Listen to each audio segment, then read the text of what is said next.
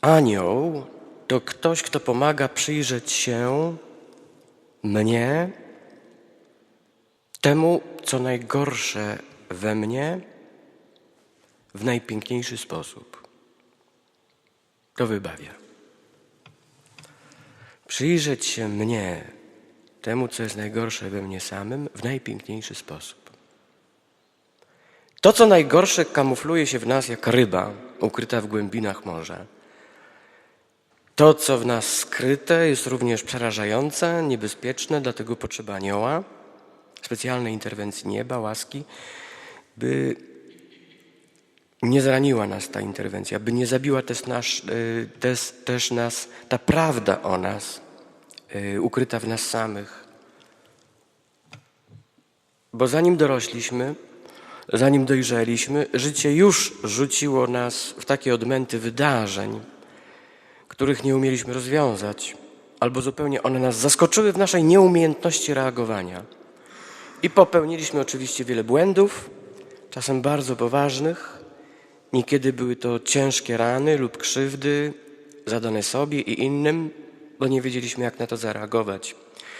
Były również i grzechy, i cierpienie, i być może nie pogodziliśmy się z nimi, albo odcięliśmy się od pamięci o nich, może czasem wychodzą na jaw w jakichś koszmarnych snach, albo powodują, że uciekamy się do czynności nałogowych, albo by przestać o nich myśleć lub wymazać je z pamięci.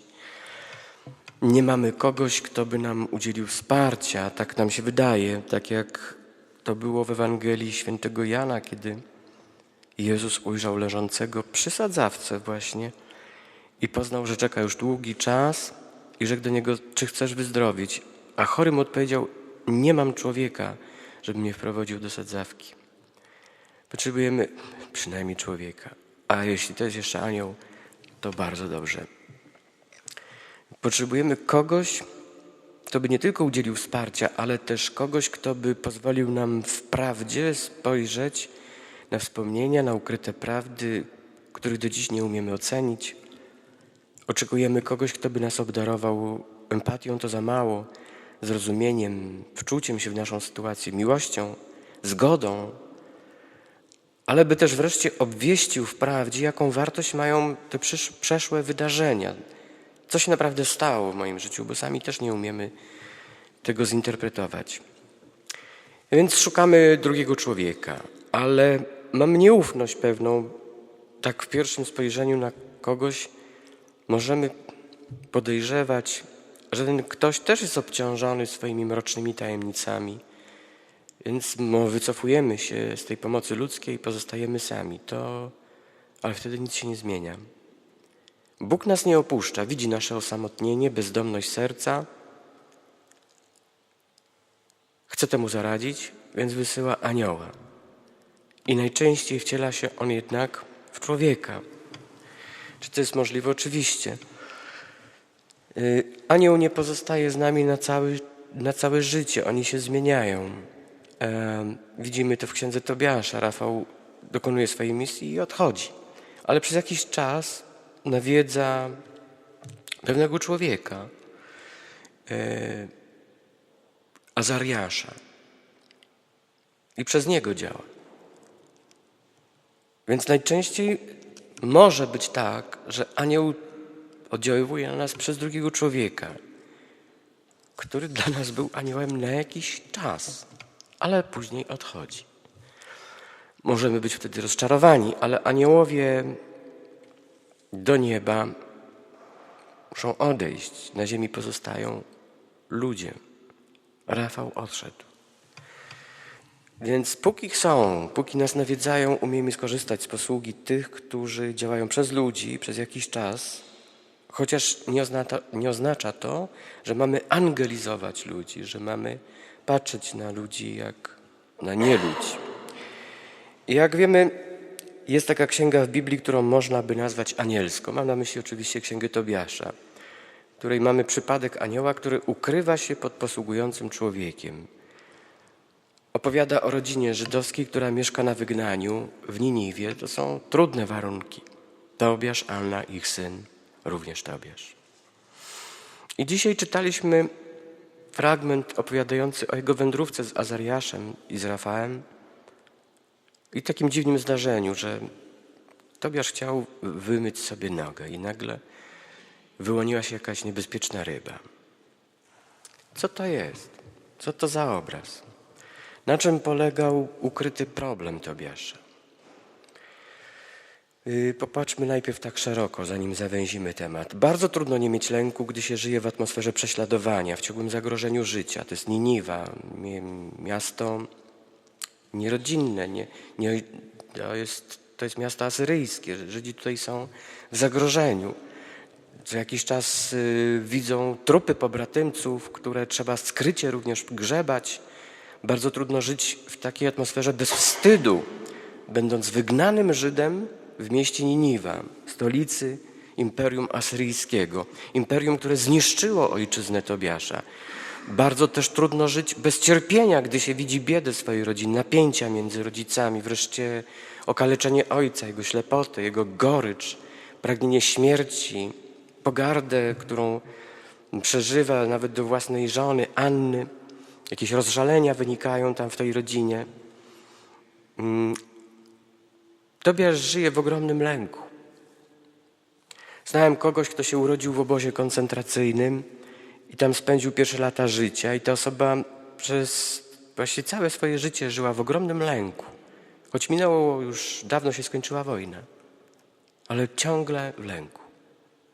Gdy u źródeł naszego życia dominował lęk, możemy przez wiele lat nie mieć zaufania do życia.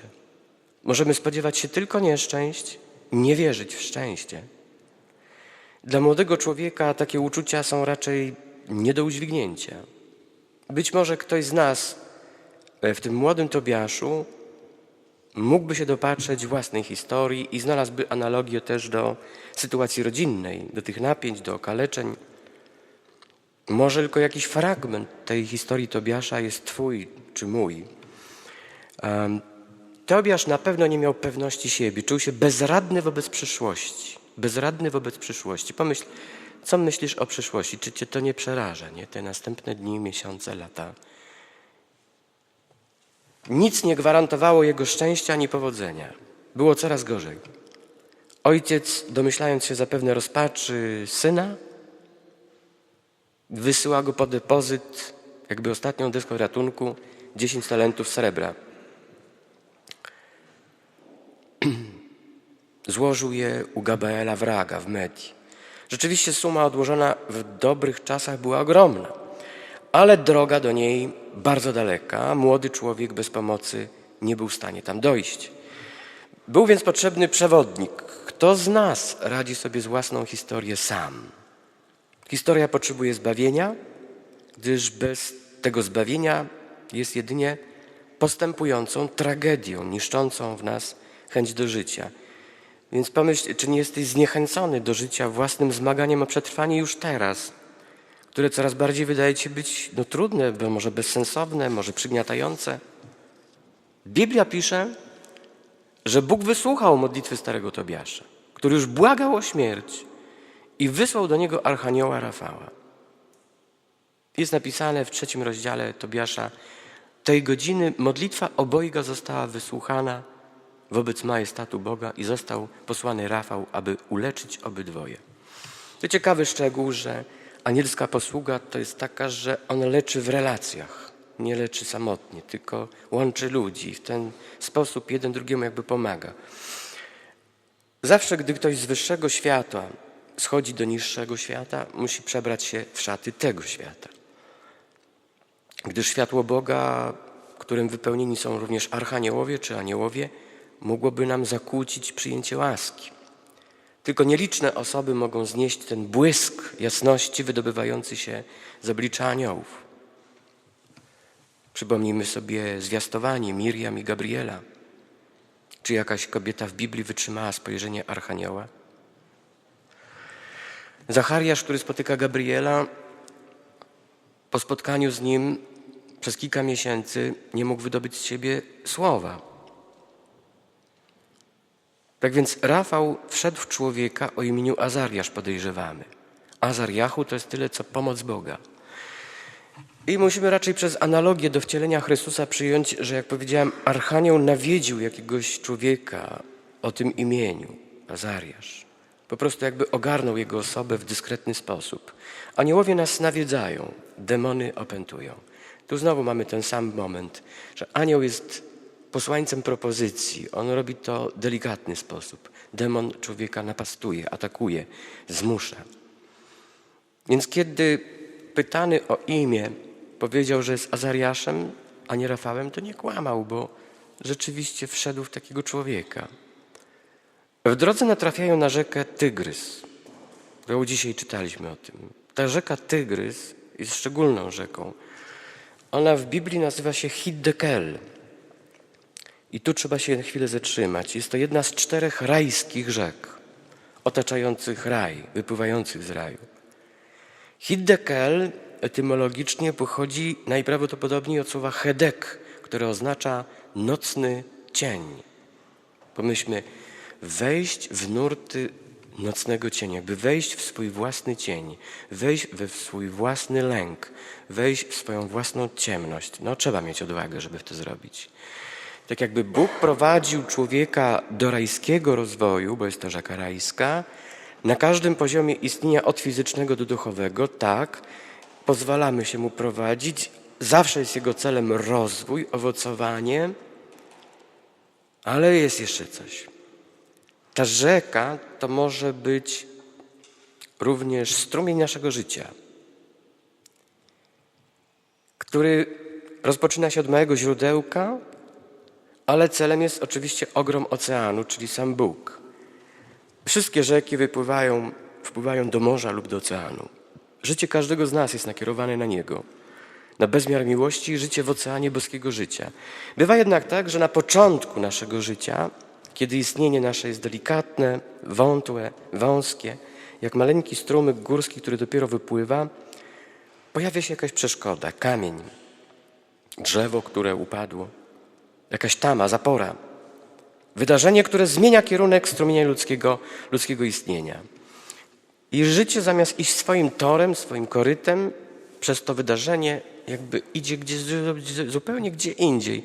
Szuka ujścia nie tam, gdzie powinno. No i potrzeba wtedy interwencji kogoś z zewnątrz, interwencji anioła. Dla Tobiasza takim wydarzeniem, które zmieniało jego kierunek życia, to było zamieszkiwanie w Niniwie, ciągły strach, permanentny lęk o przyszłość, o rodziców, co będzie dalej. I to zaburzało jego życie. Wystarczy gdzieś na samym początku naszego istnienia, że ktoś rzuci jakiś wielki kamień, na przykład lęk, na przykład przerażenie, na przykład ból, na przykład brak miłości. I ten strumień jest zakłócony. Myślę, że dlatego anioł prowadził Rafała do Hiddekel, do Tygrysu. Wprowadza go do własnego losu. Jakby mówi, wejdź i zobacz, co tam naprawdę się ukrywa w twoim życiu, bo z dnia na dzień po powierzchni twojego życia, żyjąc powierzchownie, ty nie widzisz, co naprawdę w tobie się ukrywa. Ale teraz, jak wejdziesz w swój cień, to zobaczysz, że ty tak naprawdę jesteś przerażony. Tobiasz. Pozwala mu wrócić do własnej historii, własnej przeszłości, może nawet własnych źródeł, by wyłowić niszczący i zmieniający kierunek życia lęk, niepewność, przerażenie, niewiarę w zwycięstwo. Może nawet takie tendencje ucieczkowe, bo Tobiasz ucieka od tej ryby. Ale czym jest ta ryba? Tobiasz wszedł do rzeki, by wymyć sobie nogi. Wejście do rzeki to wkroczyć w siebie samego, doznać wglądu własnego wnętrza, przyjrzeć się historii swego życia. Nie zawsze jest to bezpieczne i bez wytrawnego przewodnika duchowego lepiej tego nie czynić samemu. W ludzkim wnętrzu kryją się wspomnienia, uczucia, obrazy, które mogą zakłócić też nam nasze życie, odebrać nam nasze zmysły, dlatego boimy się niektórych rzeczy nawet przypominać. A z drugiej strony, jeśli ktoś nie pomoże nam przepracować tej przeszłości, przyszłość może być pełna powtarzających się nieszczęść albo powtórzeń, które wywołujemy, prowokujemy niewiarą w szczęście. Jak to zrobić, żeby ktoś uwierzył w swoje szczęście? Myślał może Rafał, patrząc na Tobiasza. Tobiasz ucieka przerażony. Pierwsze wydarzenie, pierwsza noc, pierwsza ciemność, pierwsze nurty i od razu ucieczka. Kogo to przypomina? Mnie, ciebie? Pierwsza samodzielna wędrówka i ucieczka. Pierwsza relacja i ucieczka. Pierwsze kroki i lepiej zwiać z tego życia, uciec. Życie jest trudne. W tym momencie cały jego lęk, cała nieufność do powodzenia, niewiara we własne siły, ratowanie się ucieczką wyszły na jaw. Teraz Tobiasz już widzi siebie. W domu nie widział, co się z nim działo. Więc powiem tak, że ryba jest taką symboliczną projekcją, wyświetleniem na zewnątrz ludzkiego lęku.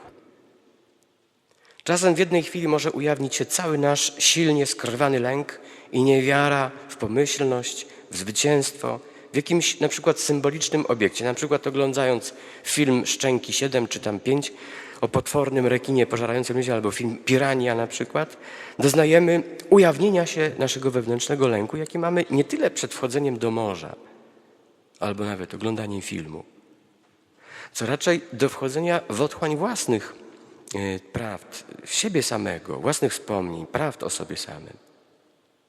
Odczuwamy uczucie, choć nie wiemy z jakiego powodu. Przyglądając się temu rekinowi na ekranie, możemy jednak odkryć, że lękamy się czegoś zupełnie innego niż jego. Lękamy się tego, co nas wewnętrznie pożera, a nie co pożera na ekranie. Na przykład właśnie, tak jak Tobiasza, pożerał go lęk o przyszłość, bo nic nie wskazywało, że jego życie się uda. I tak jest, bywa tak, że w jednym dniu, w jednej godzinie ujawnia się ludzka niepewność i przekonanie, że nic mi nie wyjdzie w życiu. Tymczasem Rafał, popatrzmy na niego, pozwala chłopcu przezwyciężyć ten lęk, doświadczyć po raz pierwszy w życiu zwycięstwa nad sobą samym. Każe mu po prostu złapać tą rybę, nie pozwala mu uciekać i zabić ją, następnie wydobyć z niej serce, żółć, wątrobę. Resztę uczynili triumfalnym posiłkiem. Jakie to ważne, pomyślcie.